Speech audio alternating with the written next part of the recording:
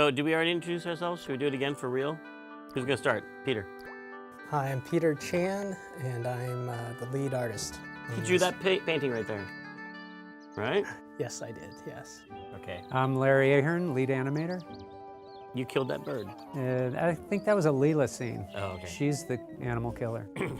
I like the mustache trees in that last shot, Peter. I'm Tim Schaefer, co-project leader of this lovely game. And I am Dave Grossman, other project leader and designer and writer along with Tim of this lovely game. That should have been our titles, co and other. Co and other, yeah. Clint Bajakian, one of the composers. Peter McConnell, one of the composers. Nice. The game has begun, you guys. Okay, so we saw the lovely, what was the name of that classical music that plays during the opening voice? Rossini, William Tell Overture. It's the quiet part of the William Tell Overture. There's two classical pieces that mean morning in cartoons. Yes, there's that one, and then there's... And the other one is... That's from... Where is that from? I don't remember. It might be Peer Gynt or something like. That's a good guess. It's not another place in the Rossini, is it? No, I think it's Peer Gynt. I think. But for that opening scene with the music, we actually got the score and sequenced the ink into the MIDI sequencer. Mm-hmm. That was one of the big panning sequences, like wide pieces of art for the game. Oh, the room shot? It was a double room. Mm-hmm. And I noticed there's a poster with an L from Laverne and Shirley on that poster back there.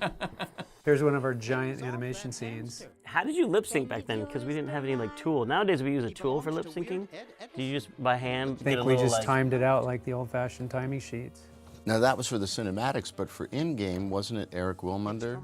I thought it just blah blah blah chattered. I think the in-game was just on-off with audio on-off. Yeah, there's no actual lip syncing for the majority of the game, so which is funny since I have gotten many compliments on the lip syncing for this game over the years. Because it loops around, and every percentage of the time it's on, right? Well, because I remember Eric. Yeah, I think Eric designed some kind of an algorithm for making the lips move to the level of volume. Yeah. Right. Yeah. If there of the pauses, waveform. Pauses in of the the audio, waveform, it stops yeah. moving the lips. Yeah. That's true.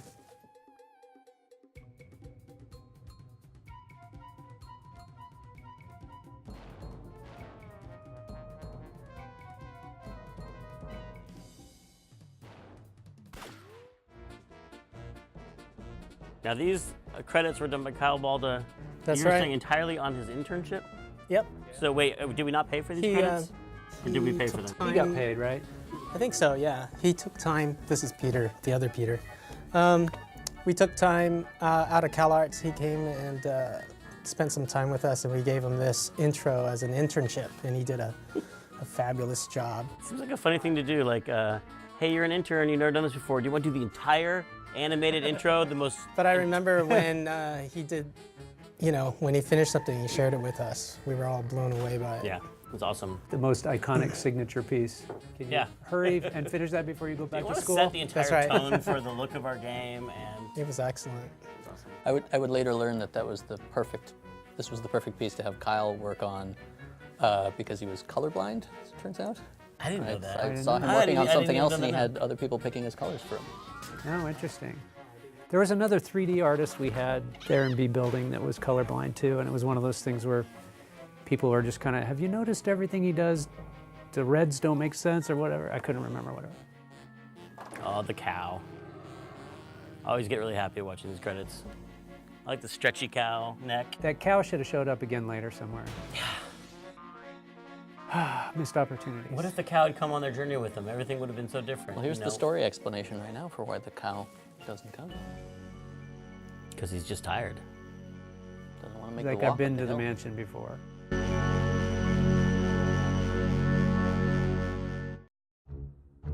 Now, this is the first fight I had with Peter McConnell. Do you remember this, Peter? Yes, I was gonna. You were gonna mention that? If you were gonna remember it. Because the opening cutscene was too long, and we always had a problem with too long opening cutscenes, and so we were like, let's split it in half and put an interactive sequence. So there's an interactive sequence that's about to start, but I seem to remember it was the wrong time of day for you because it's nighttime outside. It started in the daytime with the mutation scene, then it became nighttime. Right. But then what happened? Then it turned into daytime at the end. That's what bothered you, because the music couldn't make that transition in your mind. Yeah, well, I think mostly I was crabby because you know, we had to the cutscenes and the interactivity required a bunch of programming in iMuse, and I'd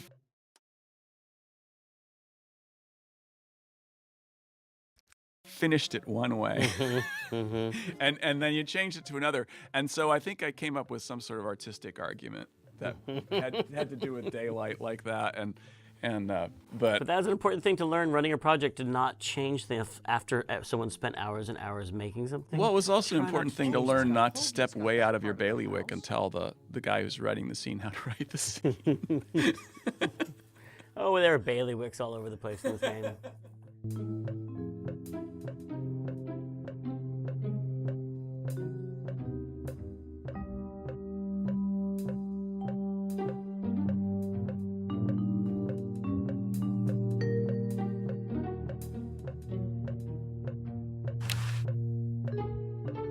I'm not leaving this motel until I find those tentacles.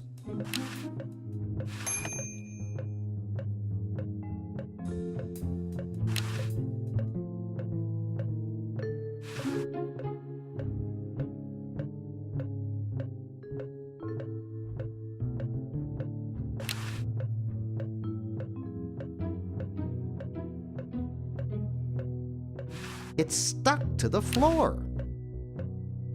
It's stuck to the floor.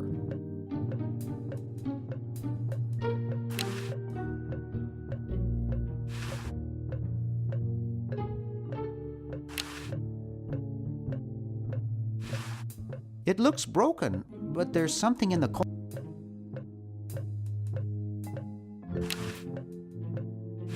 It looks broken, but there's something in the coin return.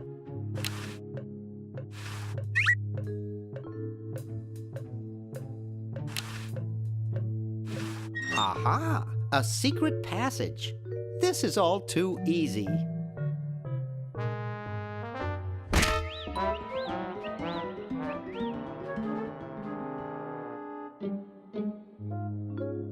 Laverne, how'd you get upstairs? Am I upstairs? I got lost. Seen any tentacles? What's a tentacle? Oh, just something I whipped up in my spare time. Made good pets, actually. Until one of them tried to take over the world. Had to tie the little buggers up in the basement. Good thing you told us that. Yeah, Bernard wanted us to set them free. Thank God you weren't that stupid. Did you say Bernard? Okay, you're free to go. Thanks, Bernard. Yes, thank you, naive human. Now I can finish taking over the world. Wait! Oh, yeah. Now I remember. He's incredibly evil, isn't he? I'll try to talk him out of it. Well, what possible harm could one insane mutant tentacle do? Leaping lab rats! Dr. Fred. What have you done this time, you meddling milquetoast? Now Purple Tentacle is free to use his evil mutant powers to take over the world and enslave all humanity! Whoops. Our only hope now is to turn off my sludge-o-magic machine and prevent the toxic mutagen from entering the river. Isn't it a little late for that, Doctor? Of course. That's why I'll have to do it. Yesterday, to the time machine. This is all your fault, Bernard. Behold, children, the Chronogon. Doc, can't you just send Bernard? No, you must all go to increase the odds that one of you will make it there alive. Have any people ever been hurt in this thing? Of course not. This is the first time I've ever tried it on people.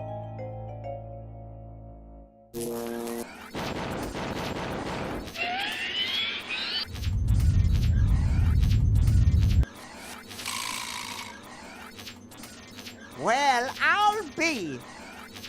And then there's the porta potties, vessels. Chronojohns. Yep. Chronojohns. This, by the way, is an amazing full-screen animation before it was possible to do full-screen animation. And not actually animated. That's all. The background's all color cycling. It's all color cycling. A lost art in the world of. I forgot about that. Now that computers work like they should, you don't have to do that stuff anymore. You know, if you look at Mark Ferrari's website, not that Mark Ferrari worked on this game, but he was the master of color cycling, and he has a whole website where he's done it in a more high-end way, like with higher res color cycling. He just kept perfecting that to higher and higher resolutions. Yeah, that stuff was crazy. He was into it, and then I think Bill Eakin was the one that inherited the mantle from him when he left. All the lava in Indy 4. Yeah. Imitation diamond wasn't good enough. Uh-oh. See, color cycling. Wow. Awesome. Yeah, hokey so that jump was like cycling. 2-3 frame animations. And a little surf music for Hoagie. We always had a place for surf music in our games. That, the Bone Wagon theme. Yep. That's right.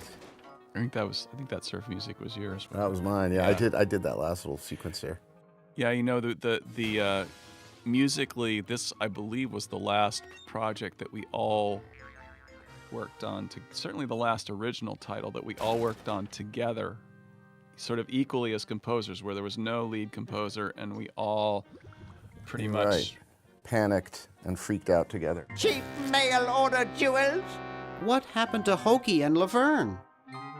I knew I should have bought a real diamond. Are they alive? My dials say that the larger specimen landed 200 years in the past, and the other is stuck 200 years in the future. Well, hurry up and bring them back. I will, as soon as I get a new diamond. Then all your buddies have to do is plug in their respective chronojohns and... Plug them in? Where is Hoagie going to find an electrical outlet 200 years in the past? Yes, well, he'll be needing my patented super battery then, won't he? Now, where did I put those patented super battery plans of mine? Plans? How are we going to get Hoagie plans? Don't worry me with details, boy. Just help me find the plans. They're in this house somewhere. Now what am I going to do? I think I made myself perfectly clear. Step 1, find plans. Step 2, save world. Step 3, get out of my house. Let's get cracking.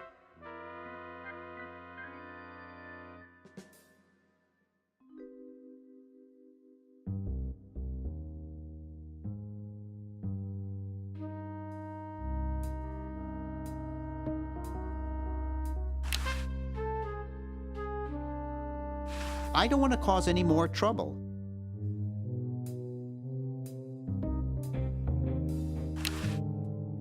It's empty. There's nothing to get.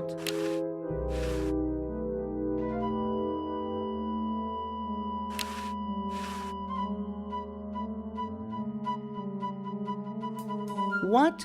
Why would I want to flush that down the toilet? Maybe I put them upstairs. That's got to be it. Upstairs.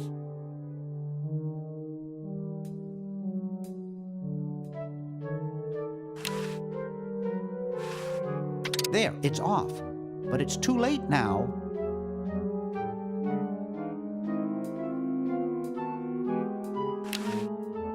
It looks like a generator driven by a treadmill. I think it's designed to run with something, more like a small rodent.